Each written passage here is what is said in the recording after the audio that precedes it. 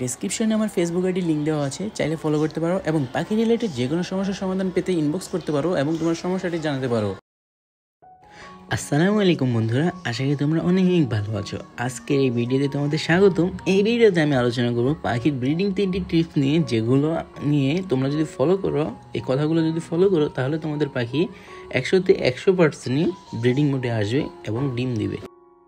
তো এমন ভিডিও পেতে সাবস্ক্রাইব করে রাখো আমাদের ইউটিউব চ্যানেলটাকে, আর পাশে থেকে বেল আইকনটাকে বাজিয়ে দিও, যাতে আমাদের ভিডিওর প্রত্যেকটা নোটিফিকেশন তোমাদের কাছে চলে যায় সবার আগে। তো চলুন শুরু করা যাক। সর্বপ্রথম যে ব্যাপারটি নিয়ে কথা বলবো সেটি হচ্ছে পাখির খাদ্য নিয়ে। আমরা যারা শুধু পাখিকে সিড মিক্স দেই, আজকে থেকে সিড মিক্সের পাশাপাশি বিভিন্ন ধরনের পুষ্টিকর শাকসবজি এবং ফলমূল দেব। এতে পাখি সহজে রোগ আক্রান্ত হবে না, পাখি দুর্বল হবে না। যদি পাখির ইমিউনিটি সিস্টেম ঠিক থাকে, তাহলে পাখি খুবই দ্রুত ডিম বাচ্চা দেবে। দ্বিতীয় যে ব্যাপারটি হচ্ছে সেটি হইতেছে পাখির থাকার স্থান, অর্থাৎ পাখিকে এমন জায়গায় রাখতে হবে যেখানে পাখি নিজেকে সেফ মনে করে। জায়গাটি বেশি শুষ্ক বা বেশি ভিজে হওয়া যাবে না।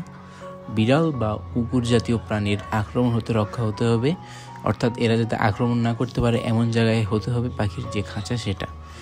এখন সারাদিন মানুষের চিল্লাচিল্লি আসে, মানুষের শব্দ আসে, এমন জায়গায় পাখি যদি রাখা হয়, সেটা স্বাভাবিক যে পাখি একটা নতুন পরিবেশে এসে পাখি ভয় পেয়ে যাবে, তখন আর পাখি সেই জায়গার সাথে অ্যাডজাস্ট হতে পারবে না।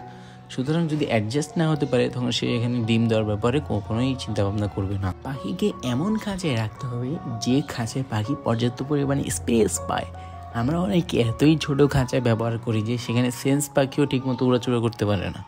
এই ধরনের খাঁচায় বার্জিকের পাখি পালা খুবই খারাপ, এবং পাখিগুলো নির্দিষ্ট পরিমাণে অ্যামাউন্টের জায়গা পায় না যাতে তারা সেখানে ঠিকমতো থাকতে পারে। খাঁচার পাখি ঠিক আছে, কিন্তু একটা স্পেস দরকার হয় সব কিছুরই, সব প্রাণীরই। তো ওই স্পেসটা না পেলে পাখিগুলো ব্রিডিংয়ে যাবে না। বাজরিগার পাখির জন্য সর্বনিম্ন খাঁচার সাইজ হচ্ছে 18x36। সর্বশেষ এবং নাম্বার 3 টিপস অ্যান্ড ট্রিক্সে আসা যাক। এই ক্ষেত্রে এটা সবথেকে গুরুত্বপূর্ণ, যেটা হচ্ছে পাখিকে পর্যাপ্ত পরিমাণে সময় দেওয়া। আমরা পাখিকে অবহেলা করে ফেলে রাখতে পারি না, কিংবা একদম পাখিকে যত্ন করে সামনে থেকে সারাক্ষণ দাঁড়িয়ে থাকতে পারি না। তবে আমরা পাখির প্রতি খেয়াল রাখবো যাতে পাখি ডিস্টার্ব না হয় সেরকমভাবে। সো এক্ষেত্রে খেয়াল রাখতে হবে পাখি নিয়মিত খাদ্য গ্রহণ করতেছে কিনা, পাখি ঠিকঠাক মতো গ্রো হচ্ছে কিনা, পাখির ফেদার লুজ হচ্ছে কিনা, কিংবা পাখির অন্যান্য সমস্যা হচ্ছে কিনা। এগুলোর অনুযায়ী আমরা বিভিন্ন ওষুধ প্রয়োগ করতে পারি। যদি সব কিছু ঠিক থাকে, আমরা পাখির ব্রিডিং কোর্স করিয়ে দেব, যার ফলস্বরূপ পাখি খুব দ্রুত ব্রিডিং করবে। তবে মনে রাখবেন, অতিরিক্ত গরমে কখনোই ব্রিডিং কোর্স করাবেন না। পাখির সকল সমস্যা দেখে তারপর ব্রিডিং কোর্স করাবেন। শীতকালে বেশিরভাগ পাখির ব্রিডিং সিজন, এই সময় ব্রিডিং কোর্স করানো সবথেকে বেশি উত্তম। ব্রিডিং কোর্স করানোর জন্য লিঙ্ক ইন ডিসক্রিপশনে একটা ভিডিও দেওয়া আছে, সেই ভিডিওটা দেখে নিতে পারেন। তো দেখা হচ্ছে অন্য কোনো ভিডিওতে, ততক্ষণের জন্য ভালো থাকো, সুস্থ থাকো, চ্যানেলটা সাবস্ক্রাইব করে নিও। দেখা হচ্ছে অন্য কোনো ভিডিওতে, ততক্ষণের জন্য আল্লাহ হাফেজ।